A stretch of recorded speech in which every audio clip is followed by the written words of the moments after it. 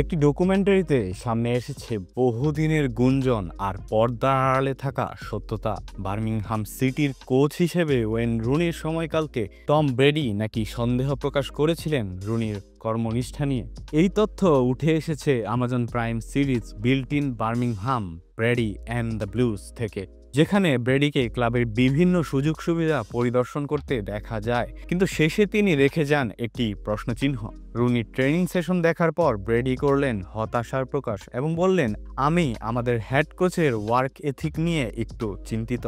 প্রতিউত্তরে রাউইচ বললেন তার মধ্যে এক ধরনের অলসতা চোখে পড়ে। ম্যানচেস্টার ইউনাইটেড ও ইংল্যান্ডের কিংবদন্তি রুনি নিয়োগ পেয়েছিলেন ক্লাবের ভবিষ্যৎ বদলানোর আশায়, কিন্তু বাস্তবে হলো ঠিক উল্টোটা। কারণ রুনির অধীনে বার্মিংহাম ভেঙে পড়ে বাজেভাবেই। 15 ম্যাচে জয় পায় মাত্র 2টিকে।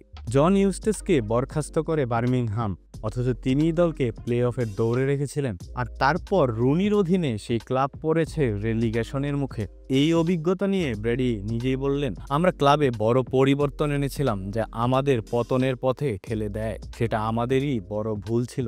এনএফএল আইকন ব্রেডি সমালোচনায় ছাড় দেননি খেলোয়াড়দেরও।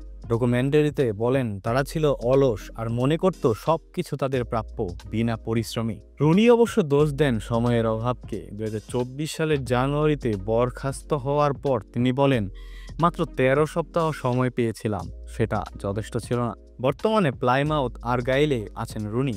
কিছুটা উন্নতি দেখা যাচ্ছে তার পারফরম্যান্সে, তবুও অনেকের মতে বার্মিংহামের কোচ হিসেবে তার সময়কাল চ্যাম্পিয়নশিপ ইতিহাসের অন্যতম বাজে অধ্যায়।